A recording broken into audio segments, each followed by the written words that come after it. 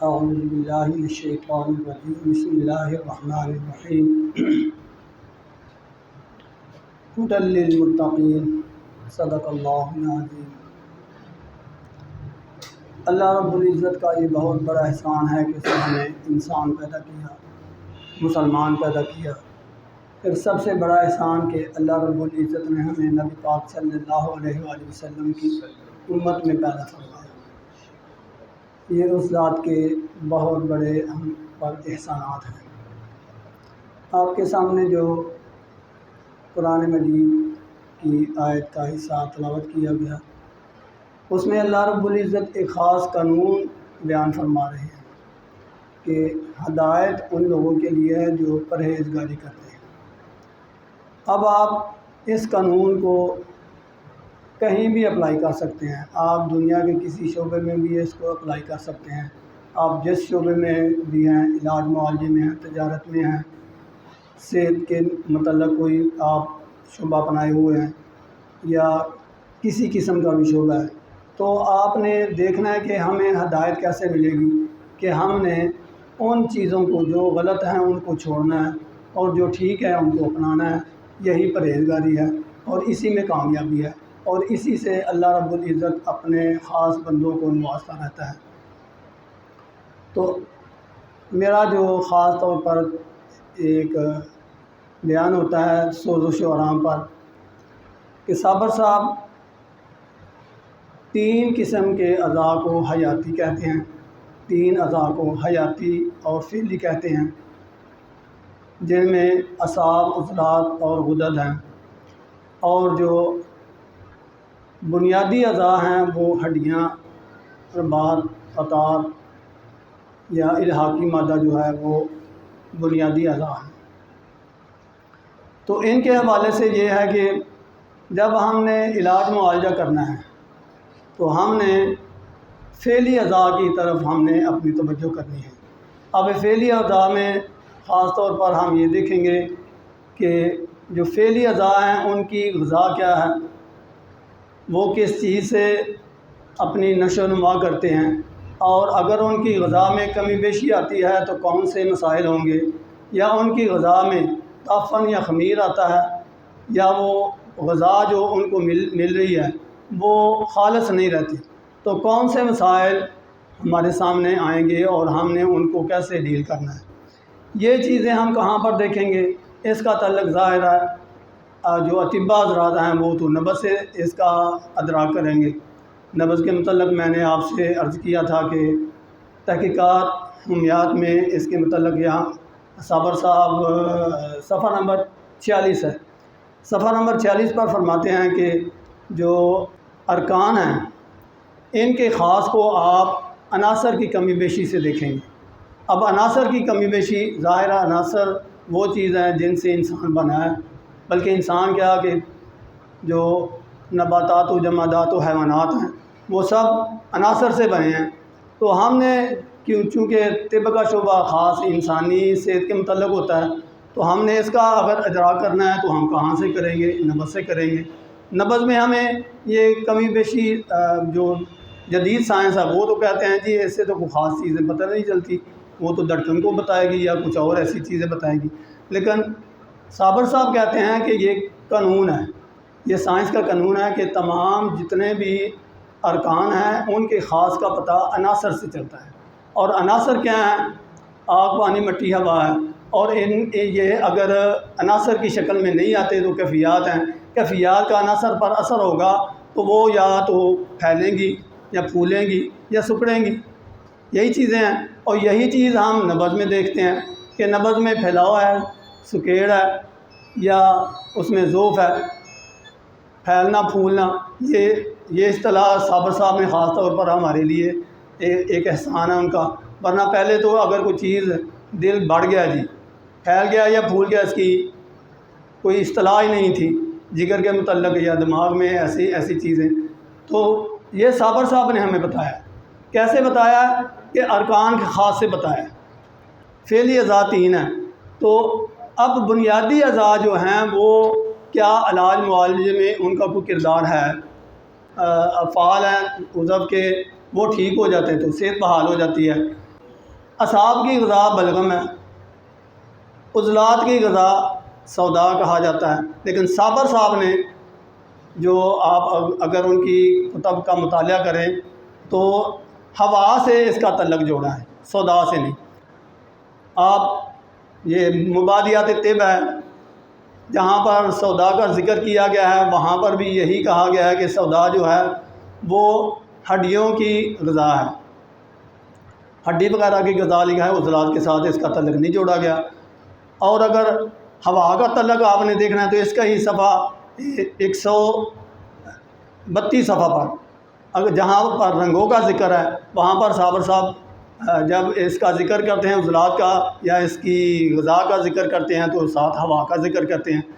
اب دوست یہاں کنفیوژ میں ہوتے ہیں کہ جب ہم ہوا کا ذکر کریں گے تو اس کے ساتھ خلت کون سی ذکر ہوگی، یہی زیادہ سب سے پرابلم ہے کہ 3 اخلاط تو ہم پڑھ رہے ہیں جی، جو اعصاب ہیں، عضلات ہیں یا غدد ہیں، ان کے ساتھ ہم تطبیق دیتے ہیں، بلغم ہے، سودا ہے، صفرا ہے۔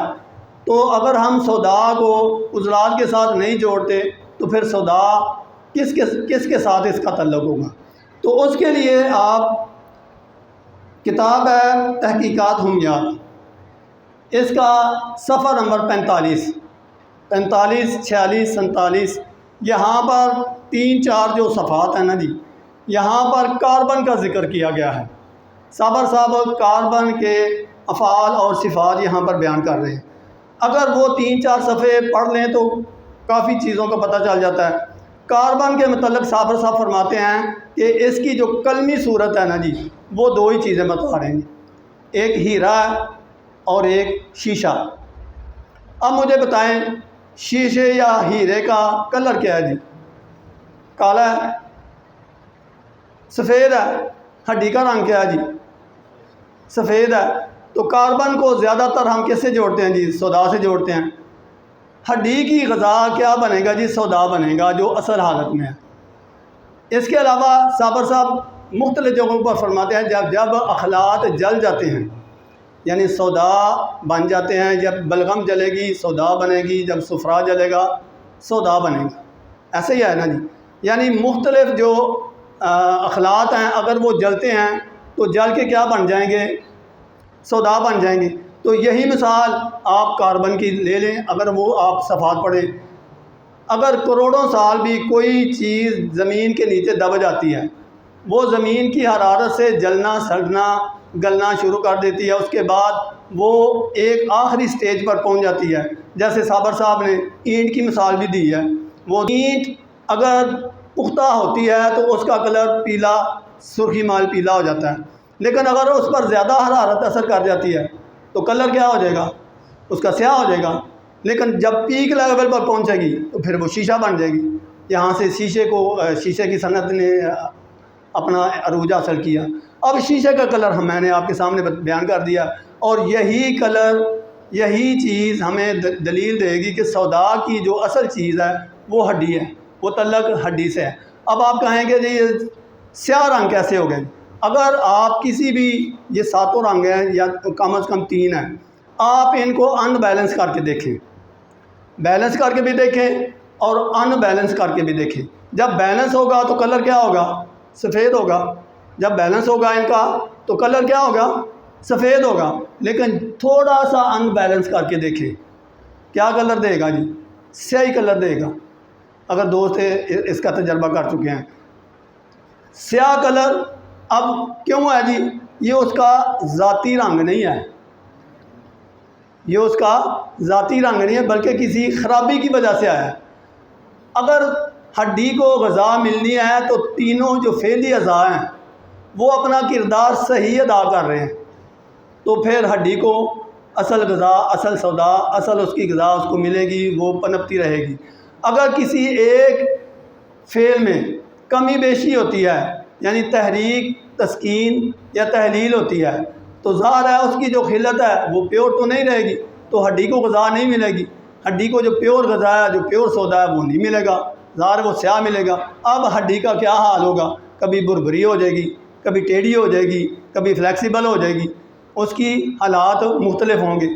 تو میرا عرض کرنے کا مقصد یہ ہے کہ صابر صاحب نے زیادہ تر آپ مطالعہ کریں تو عضلات کا تعلق ہوا سے جوڑا ہے، اور بعض جگہ پر ہوا کے علاوہ سرخ خون کے خلیات سے بھی جوڑا ہے، جیسے 101 صفحے پر ہے، 101 صفحے پر سوزش و آرام، وہاں پر بھی صابر صاحب کہتے ہیں کہ جو عضلات کی غذا ہے وہ خون ہے، سرخ خون کے متعلق بات بتایا ہے۔ اور پھر سائنسدان بھی اس چیز پر اتفاق کرتے ہیں کہ سرخی رنگ جو ہے وہ ہوا کا ہے، سرخ رنگ جو ہے وہ ہوا کا ہے، نیلا اور سبز رنگ یہ رطوبت کا ہے، پانی کا ہے۔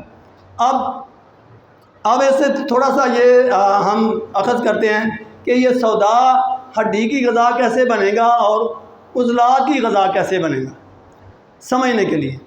جب سودا سرد خشک ہوتا ہے، دیکھیں تیاری کے متعلق مجھے ذہن میں آ گیا، جب مختلف غذا ہم کھاتے ہیں جگر میں وہ جاتی ہے، جگر کی جو حرارت ہے اس پر اثر کرتی ہے، تو سودا کے متعلق کیا کہا جاتا ہے، کون سی خلت ہے جو نیچے بیٹھ جاتی ہے؟ سودا کے متعلق کہا جاتا ہے کہ وہ خلت جو حرارت اثر کرے اور نیچے بیٹھ جائے، نیچے بیٹھنے والی چیز اگر سودا ہے تو اس کا تعلق اگر عضلات سے ہے تو ہم عضلاتی نبض کو شرف کیسے کہہ سکتے ہیں؟ پھر تو وہ نیچے ہوگی۔ اور یہی بات مختلف مجالس میں ذکر کی جا چکا ہے کہ دقیق نبض میں، کہ دقیق نبض عضلاتی اعصابی ہم اس لیے کہتے ہیں کہ اس کا تعلق سرد خشک ہو جاتا ہے، سردی خشکی سردی نہیں، سرد خشکی کی طبیعت اس کی بحال ہو جاتی ہے۔ اب وہ کیا ہے؟ وہ اصل سودا ہے، نیچے بیٹھ گیا ہے، اس میں انتہا کی سردی بھی ہے اور خشکی بھی ہے۔ جو ہی آپ اس کی سردی کو توڑیں گے تو شرف آنا شروع ہو جائے گا، جب شرف آئے گا تو پھر عضلات کا تعلق ہو جائے گا، کیونکہ یہ ہوا کا تعلق ہے۔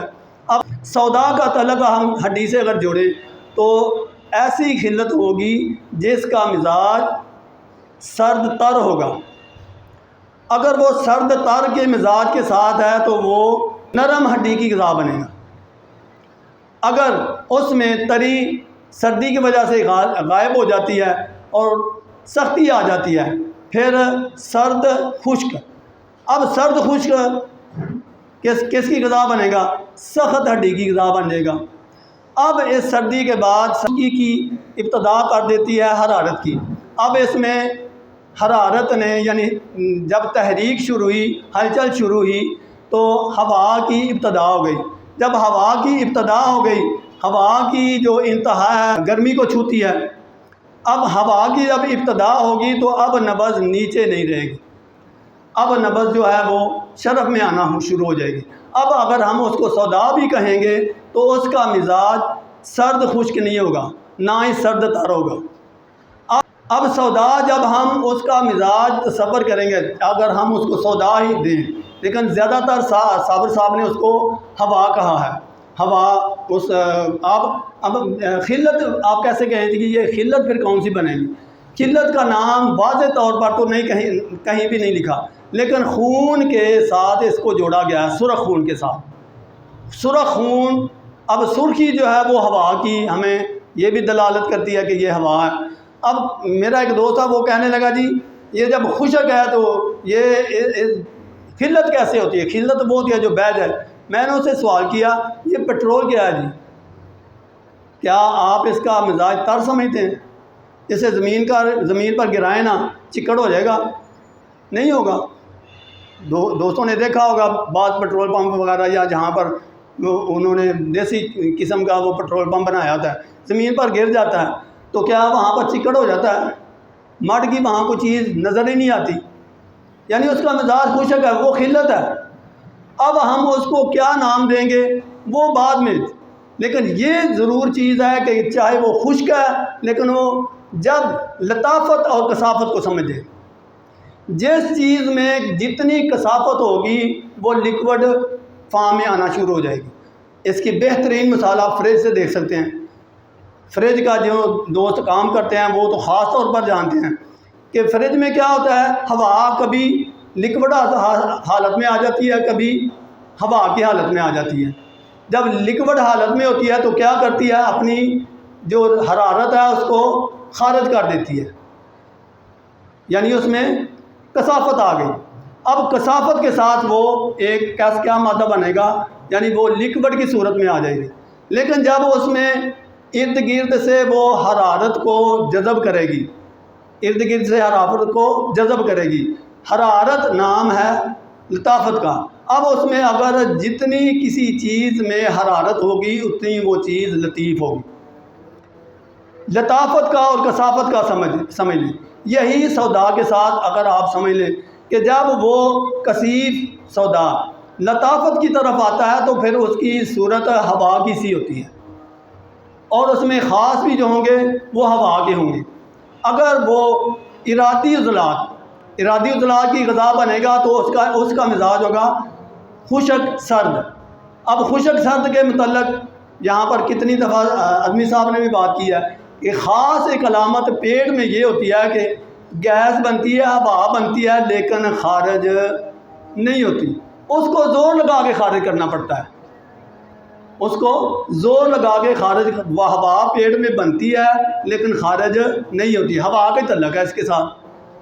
اور عضلاتی غدی میں کیا کہتے ہیں، ہوا پیٹ میں بنتی ہے، خارج ہوتی ہے، اگر روکنا ہے تو ارادے سے روکیں گے، وہاں پر ارادے سے خارج کریں گے، اور عضلاتی غدی میں ارادے سے روکیں گے، یعنی وہ خارج ہونے کو آئے گی۔ بعض اوقات ایسا ہوتا ہے نا جی، آپ بھی سمجھتے ہیں محفل میں بیٹھے ہیں، بندہ کہتا ہے کہ یہاں یہ چیز ذرا اچھی نہیں لگتی، تو بندہ اس کو کنٹرول کرتا ہے، یعنی وہ کنٹرول کر سکتے ہیں لیکن وہ غیر ارادی طور پر خارج ہوگی۔ لیکن جو عضلاتی اعصابی ہے وہ بھی ہوا۔ یہ کہہ رہا تھا کہ جب ہوا اپنے پورے پریشر میں ہوتی ہے عضلاتی اعصابی میں، تو اس وقت اس کو اخراج کرنا ارادی طور پر ہوتا ہے، یعنی اگر پیٹ میں ہوا ہے، اگر اس کو خارج کیا جائے گا تو ارادے سے خارج کیا جائے گا، اور اس کی کیفیت بھی خاص ہوگی، یعنی آواز کے ساتھ وہ خارج ہوگی۔ یہی اس کا ایک خاص دلیل ہے۔ پھر اگر وہی حرارت، اسی کا تعلق سردی سے ختم ہو کے جب حرارت کے ساتھ اس کا تعلق شروع ہو جاتا ہے تو وہ ارادی عضلات سے غیر ارادی عضلات کی طرف اس کا تعلق ہو جاتا ہے۔ اب اس کے ساتھ تعلق ہوگا تو اس کا اخراج میں اور نوعیت ہوگی۔ اب اس کے اخراج میں ارادے کا تعلق نہیں ہوگا بلکہ اس کو روکنے کے لیے ارادے کا تعلق ہوگا۔ یہی اس کا ڈیفرنس ہے۔ یہی آپ سودا کو سمجھ لیں، اس کے ساتھ ہوا کو تطبیق دے لیں، لیکن اس خلت کا سودا اور اس خلت کا کچھ نہ کچھ ڈیفرنس ہے۔ وہ خاص طور پر اگر آپ کاربن کے یہ جو میں نے آپ سے 45 46 47 ہمیات تحقیقات ہمیات کہا ہے، اس میں آپ پڑھیں گے تو صابر صاحب کاربن کا جو تعلق ہے نا وہ دو چیزوں سے جوڑتے ہیں، کاربن ڈائی آکسائڈ اور کاربوہائیڈریٹس، یعنی کبھی اس کا تعلق رطوبت کے ساتھ ہوتا ہے، کبھی اس کا تعلق آکسیجن کے ساتھ ہوتا ہے۔ یہ تعلق بھی ہمیں سمجھا رہا ہے کہ کاربن جب اپنی اصلی حالت میں ہوتا ہے تب تو وہ ہوتا ہے سفید۔ وہ کہتے ہیں کہ جب وہ کلمی شکل میں ہوگا، کلمی صفحہ نوٹ کر لیں، یہ 46 صفحہ ہے، اور اوپر والی لائن میں صابر صاحب کہتے ہیں کہ کلمی شکل میں جب کاربن ہوگا تو اس کی شکل ہیرے کی ہوگی یا شیشے کی ہوگی، یہ دونوں، اور باقی جو کوئلہ ہے نا وہ اس کی کلمی شکل نہیں، وہ کہتے ہیں وہ اس کی نقلی شکل ہے۔ اور جو بھی چیز جلنے والی جو بھی چیز ہے، کاربن کے متعلق صابر صاحب فرماتے ہیں کہ جلنے والی جو بھی چیز ہے اس میں کاربن اور ہائیڈروجن موجود ہے، اور جب اس کو جلائیں گے تو کیا بنے گا، کاربن آکسیجن کے ساتھ ملے گا تو کیا بنے گا جی، کاربن کا جب آکسیجن کے ساتھ تو کاربن ڈائی آکسائڈ بنے گا، اور جب اس میں موجود ہائیڈروجن آکسیجن کے ساتھ ملے گا تو کیا ہوگا جی، پانی بنے گا۔ یعنی کوئی بھی چیز جلتی ہے تو یہ سائنس کا اصول ہے کہ دو چیزیں پیدا ہوتی ہیں، کاربن ڈائی آکسائڈ اور پانی۔ یہی چیز آپ سائنس میں بھی دیکھتے ہیں، یہاں سے آپ بھی دونوں ڈیفرنس کو دیکھ سکتے ہیں کہ کاربن کا تعلق جب سردی کے ساتھ ہوگا یعنی ہائیڈروجن کے ساتھ ہوگا تو اس کی کیا نوعیت ہوگی، جب اس کا آکسیجن یعنی حرارت کے ساتھ ہوگا تعلق تو پھر اس کی صورتحال کیا ہوگی، یعنی ادھر جب ہوگا اس کا وائٹ کلر ہوگا اور وہ رطوبت کی شکل میں ہوگی، اگر اس میں سردی زیادہ آ جائے گی تو وہ برف کی صورت میں بھی ہو سکتی ہے، لیکن جب وہ آکسیجن کے ساتھ اس کا تعلق ہوگا تو حرارت غریبہ کا کوئی مزاج آپ ذہن میں ہوگا، حرارت غریبہ کا مزاج اگر وہ حرارت غریزی سے ٹھنڈی ہے لیکن اس کا ایک مزاج ہے، وہ مزاج گرم خشک بتاتے ہیں، یعنی اس میں گرمی کا اثر ہے، اور وہ کاربن ڈائی آکسائڈ کے متعلق کہا جاتا ہے کہ اس کا تعلق اب وہ اخراج یہ کس لیے آتی ہے جی؟ یہ اس لیے آتی ہے کہ حرارت غریزی کو پورا کیا جائے، اس کی مدد کی جائے، جو قوت مدافعت ہے اس کی مدد کی جائے تاکہ وہ حرارت کو پورا کر دے۔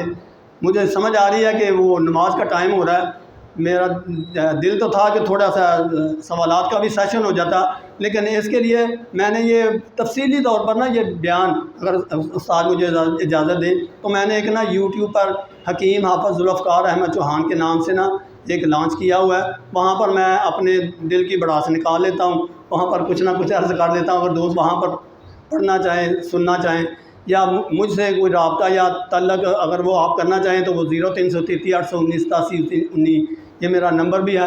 اور آپ نے کسی طرح بھی ان سوالات کے متعلق ان چیزوں کے متعلق کچھ سوالات ظاہر آپ کے ذہن میں بہت سارے گردش کر رہے ہوں گے، یہ چیز نئی تو نہیں میں نے پیش کی، لیکن ایسے لگتا ہے کہ جیسے نہیں ہے، نہیں یہ چیزوں ان کا ذکر بھی ہے، محفلوں میں ذکر ہوا بھی ہے، تو انہی الفاظ پر میں اکتفا کرتا ہوں۔ وما علینا الا البلاغ۔ السلام علیکم۔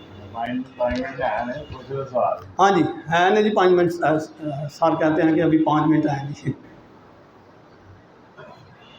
یہ کاربن اور خاص طور پر جی ہاں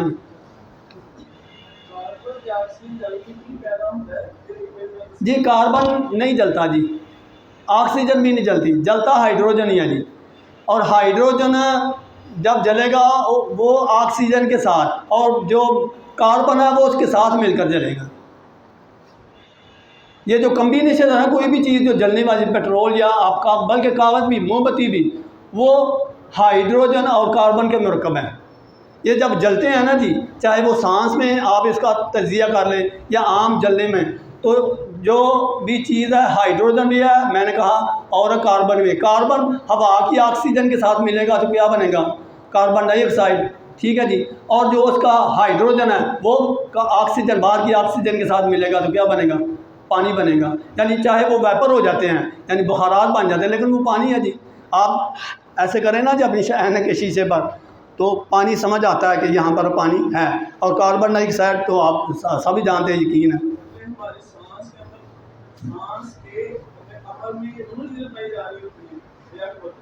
کیا چیز جی؟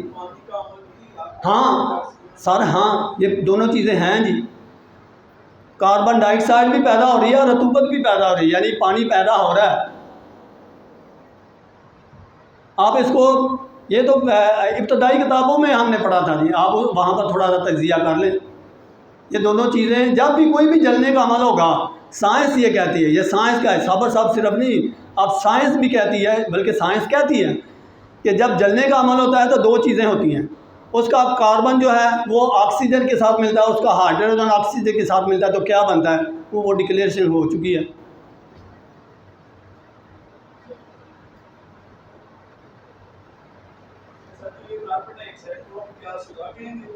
جی آکسیجن کے ساتھ ملے گا پھر تو نہیں، سودا ابھی ہم نے نام تو کوئی دیا نہیں، جو ہم نے اس کو ہوا کہیں گے، کیونکہ آکسیجن کے حرارت کے ساتھ تعلق ہو گیا نا، اب اس کا آکسائڈ کہہ رہے ہیں آپ، تو پھر آکسیجن کے ساتھ حرارت کے ساتھ تعلق ہوا نا اس کا۔ جب وہ رطوبت یا سردی کے ساتھ تعلق ہوگا تو پھر اس کا ایسے سودا کے ساتھ ہوگا جو غذا بنتا ہے ہڈی کی۔ یہ میں نے جو صابر صاحب کی کتب پڑھی نا، ان سے میں نے اخذ کیا، آپ بھی پڑھیں، لیکن جہاں پر ہم بھائی بیٹھے ہیں، دوست ہیں، کوئی میں ایسا دعویٰ تو نہیں کر رہا کہ میں جی یہ ہم میرے استاد بیٹھے ہیں ان کی زیر نگرانی، آپ جو آپ کے دماغ میں ابہام ہے وہ 5 منٹ ہیں، اس کے بعد بھی ٹائم ہو سکتا ہے، آپ اپنی باتیں، کچھ سوالات جو ہیں وہ ڈسکس کریں۔